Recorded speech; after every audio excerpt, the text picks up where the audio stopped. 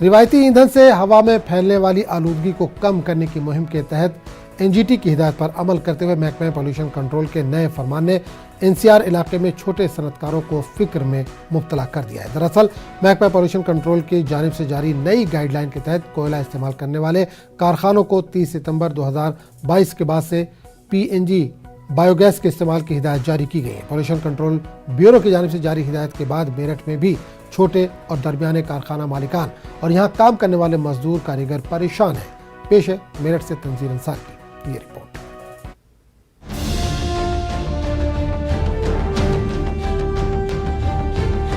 मेरठ में पेपर मिल जैसी बड़ी सनतों के अलावा कैंची सनत का दारोमदार छोटे कारखानों पर मुनहसिर है, जहां धात को गलाने के लिए भट्टी में कोयले का इस्तेमाल होता है। मेरठ के मुख्तलिफ इलाकों में मौजूद इस तरह के सैकड़ों कारखानों में कैंची ढालने का काम किया जाता है, लेकिन महकमा पॉल्यूशन कंट्रोल के नए फरमान ने कैंची सनत से वाबस्ता कारोबारियों को फिक्र में मुब्तला कर दिया है।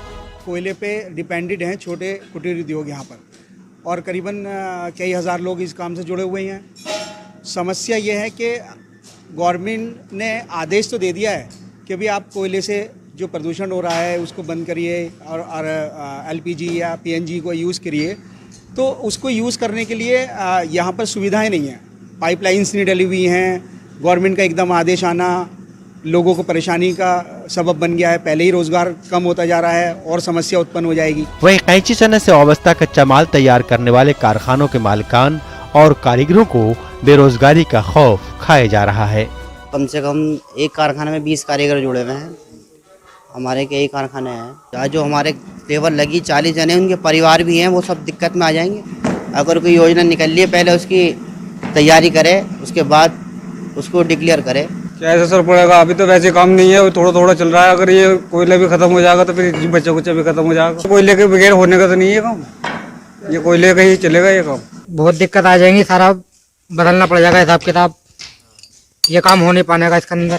फिजाई आलूदगी को कम करने के लिए एनजीटी और महकमे आलूदगी की मुहिम काबिल सताइश है, लेकिन रवायती ईंधन के इस्तेमाल से चलने वाले कल कारखानों को पीएनजी और बायोगैस सिस्टम के तहत लाने में हिदायत जारी करने से ज्यादा जरूरी इस सिस्टम के तहत लाने के लिए बुनियादी सहूलियात की फराहमी है। न्यूज़ 18 उर्दू के लिए मेरठ से तंजीर अंसार की रिपोर्ट। कोरोना वबा के दौरान बाहमी इमदाद इंसार का जज्बा मुस्तहकम हुआ। मुल्क इस वबा से मुत्तहिद होकर मुकाबला कर रहा है। टीकाकारी के ऐलान के बाद हम बेहतर ताउन करें, जिससे हम कोरोना को मात देने की जानिब कदम बढ़ा सकें। नेटवर्क के टीम इस मुहिम में हर कदम पर आपके साथ रहेगा। जब तक सभी महफूज नहीं, तब तक कोई महफूज नहीं होगा। इसी सोच की बुनियाद पर हमारी मुहिम संजीवनी का मकसद ये यकीनी बनाना है कि वैक्सीन पाना सभी हिंदुस्तानियों का हक है।